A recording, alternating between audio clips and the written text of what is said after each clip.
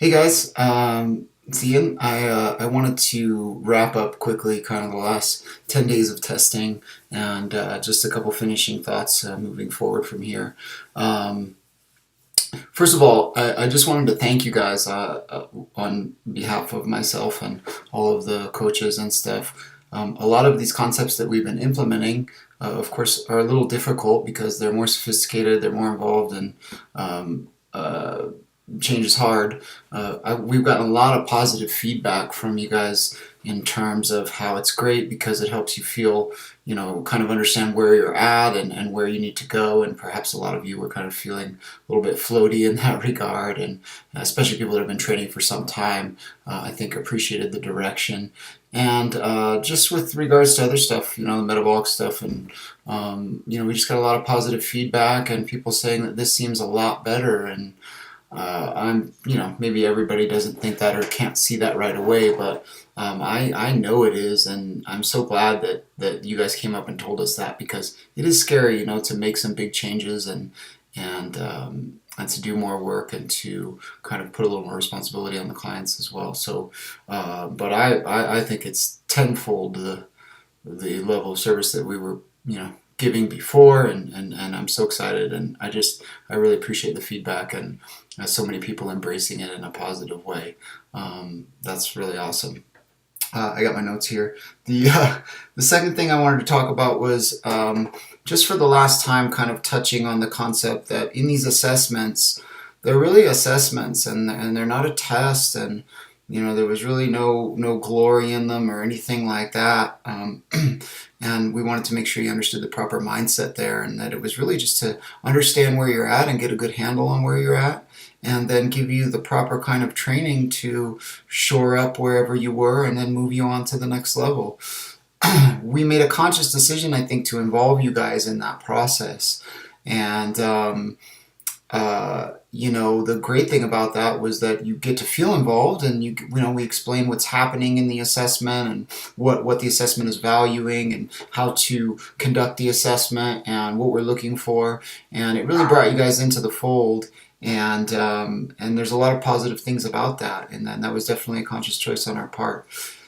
It has some implications, and one of the negatives of that is that of course we had some, there are clients that probably put themselves into a tier that they did not belong in. For instance, if I can't do a solid full range of motion air squat with a vertical torso, good midline, driving the knees out, well below parallel, I really shouldn't be in tier 4 working on that stuff. I need to go back and address what's limiting me in terms of my squatting mechanics and my mobility. But we went over that a lot, and it sort of is what it is. And if you feel that you might have done that and you would like some really frank guidance on where you're at, just let me know or let the other coaches know. And if we need to take a look at reassessing you, we can. So hopefully that was minimized. I know it happened to an extent. I understand it's a consequence of not just telling you where you're at and having the coaches do it. So that was sort of conscious decision. But do your best to make sure you're in the correct tier. And if you have questions about that, come see us, and we'll help get it straight for you. And then moving forward, starting tomorrow is just regular programming. The sort of the formal testing is over. There will be those of you that have not yet tested in certain categories, squat, bending, however, and immediately when you come to class that day, if it's a bending day or squat day and you haven't done the assessment, the coach will take you through that assessment, and then you'll be good to go. With regards to the tiering and following the tiering on the mechanical and the structural stuff, and then obviously the metabolic stuff, the conditioning stuff is a little more sophisticated in the sense that you saw some people that came to class today would see, well, it's 5 strict press, but if you're tier 4 plus in upper body pushing, then you're doing unbroken push press or however. And initially I understand how it's a little overwhelming, and you actually have to think about the training, understand where you're at in the tiers, follow the instructions, possibly write down your own particular version of the workout and where you need to be working.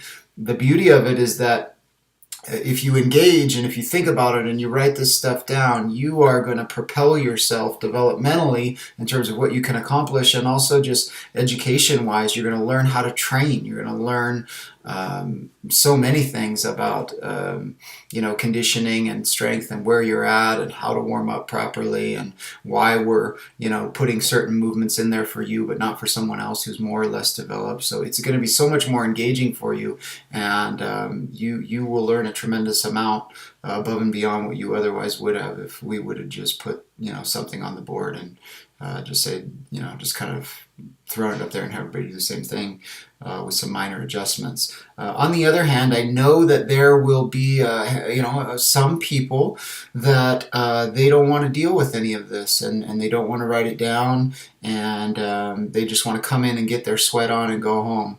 And quite honestly, that's fine if that's you. We'll be able to do that. The coach will bring it to kind of the lowest common denominator in the workout if that's something that you don't want to pay any attention to, and